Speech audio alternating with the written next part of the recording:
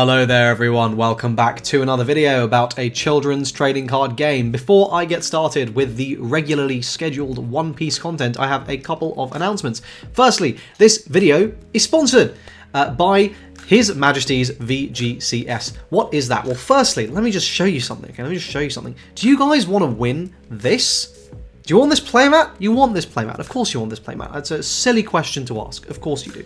If you guys want this playmat, then all you need to do is go and be good. Okay, let me tell you a little bit about it. So, this is going to be a card fight Vanguard event held on Saturday, the 11th of March, 2023. Of course, 2023. We're going to be basically a whole day at the Staffordshire Digital Institute, London. I have included a link in the description to this event where you can get tickets. I think 20 quid for a ticket is pretty fair for what you are going to have.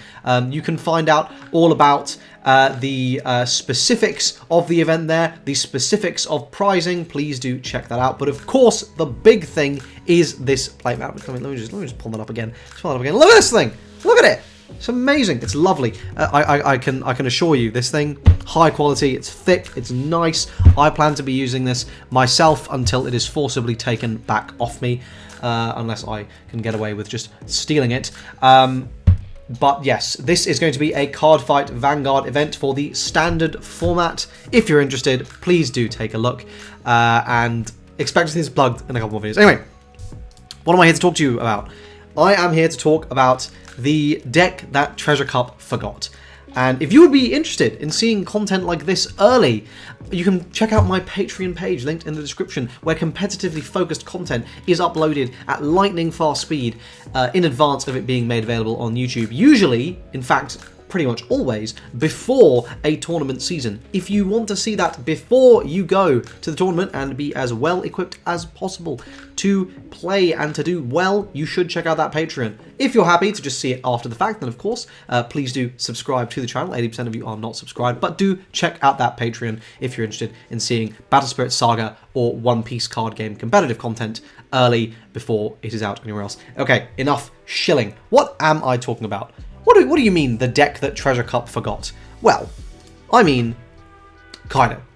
I'm talking about Kaido here, and you know, it's a bit sad, to be honest, because Kaido, I think, was a tier 1.5, tier 2 deck for the Treasure Cup format. You can check out my discussion on that format linked up there.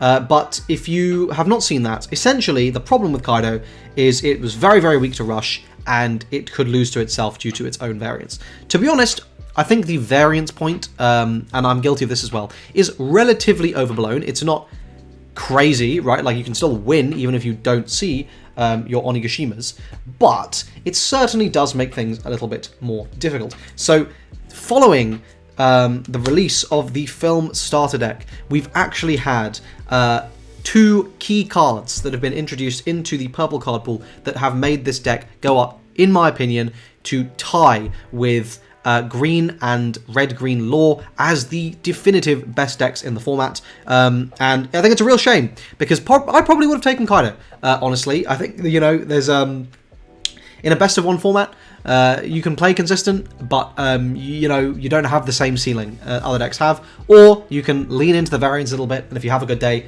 oh man, you're going to have a good day. Let's talk about the list, because a lot of it is actually quite familiar. So we'll start off with the ramp package.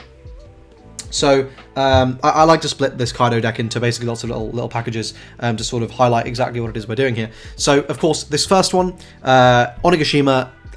We all know why this is. You know, this is the reason you're playing Kaido. And then 2 copies of Jack. Now, of course, you can play 4 copies. The reason I'm playing 2 is because I'm playing 4 copies of Sasaki. And of course, playing Sasaki feels very, very bad, but it is a 2k counter, and ultimately you do need that to counter the heavy rush that we do see in our format. So, of course, Jack is on play, pitch a card, and you get one of your Don cards. And honestly, that's fine, like in early game, to just ramp you into playing your big dudes a little bit faster. If you see Onigashima later on in the game, around when you're starting to use lots of your big Don minus effects, then you're absolutely fine. But getting to that late game where you can just start slamming big things down, making your opponent really, really sweat, is very, very valuable. Okay, what else we got here? Well, as I had just mentioned, we play 4 Sasaki, and this is going to be the 2k counters. and there's only 8 of them. And the reason for that is because this deck plays a very heavy suite of blockers.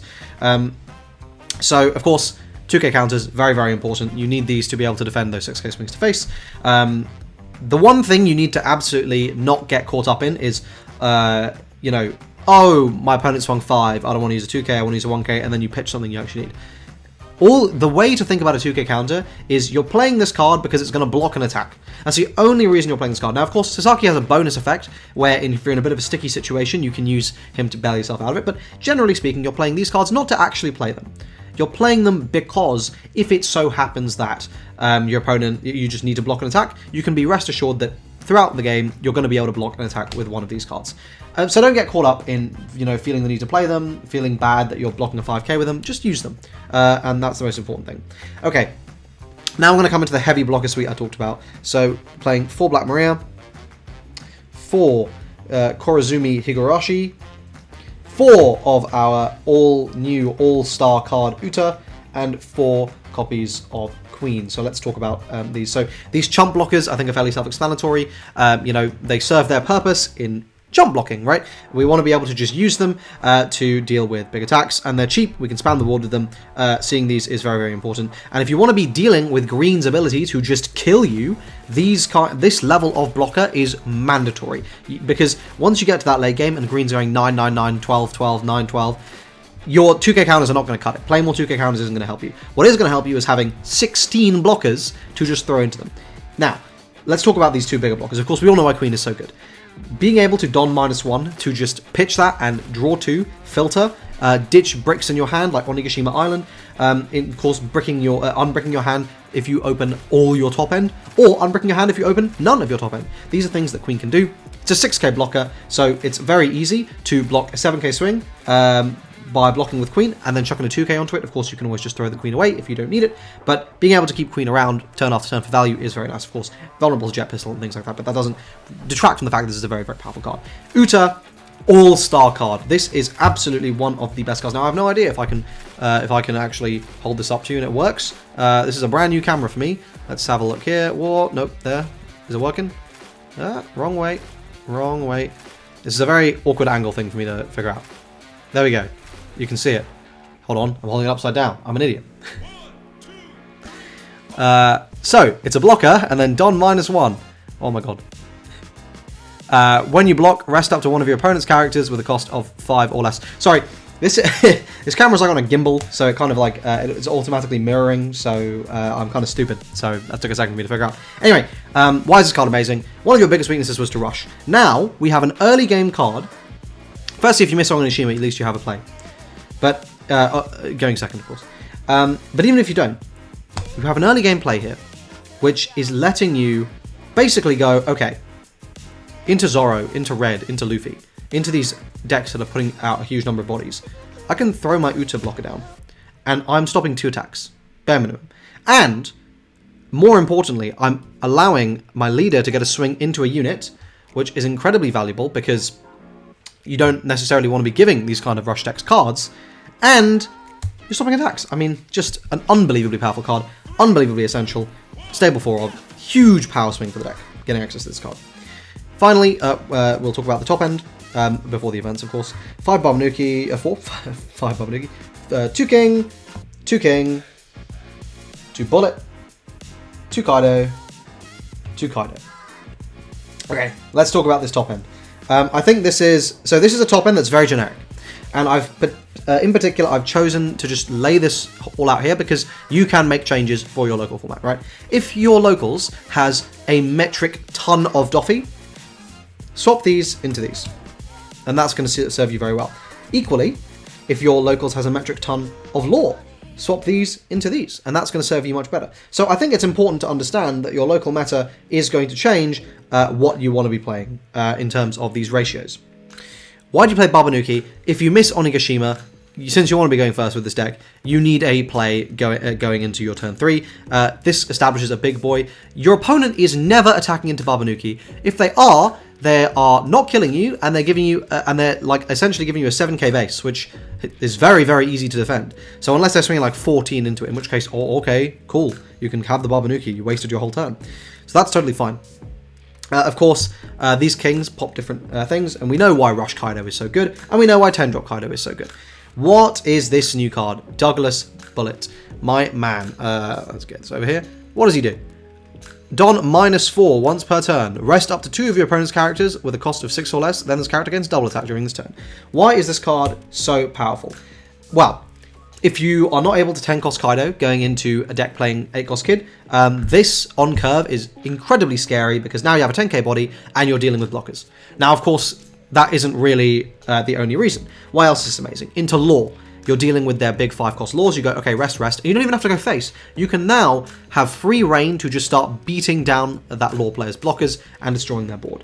This is incredibly good into the mirror match. Why? Because all of these blockers are lower than 6 cost. You can even deal with a Babanuki if you want. You can control matchups. If your opponent is trying to set up a Hawkins or something going into you can make sure that they can't. Obviously, they're playing green. Blue, this rests basically everything that isn't 7 or 9 drop. So basically everything blue is playing. Red, into red, they don't have a massive amount of defense anyway, but so this is less relevant into red, which is why you're playing it. Obviously, the Uta is the main relevant card of the matchup, but it's just a nice option to have. I am a big fan of Douglas Bullet. So that is the top end. Of course, rounding out the deck, we have 4 copies of Blast Breath and 2 copies of Thunder Bagua. So this is, I think, fairly standard, and this is my Kaido list. I am so sad that I will never be able to take this to a Treasure Cup because I think it's really, really good, and I think it's a shame. It's a shame that Kaido has done so dirty by not having access to the film starter for the Treasure Cup format, but it is what it is. Let me know what you guys think of this deck in the comment section down below, and what do you think of, it was smooth, wasn't it? Of my new camera. Does it look good? I think it looks pretty good, but I do want to, I've still got to figure out how to dial in all the settings, you know, make sure everything looks great for deck profiles and stuff, but I do like having the ability to just, you know, at the press of a button go, what? And we're back to the table. Isn't that amazing? Whoa, hello. And then, what? We're back to me. Please do check out His Majesty's VGCS, linked in the comment section down below. Shoutouts to Yellow Card Vanguard for basically doing more than Bushy Road is doing in organising an event with actually really, really cool pricing. Please do check it out. Please do check out the Patreon if you would like to support this channel, everything I'm doing, and get access to early content. Subscribe to the channel for more One Piece and Battle Spirit Saga content. And of course, I hope to see you in the next video. Cheers.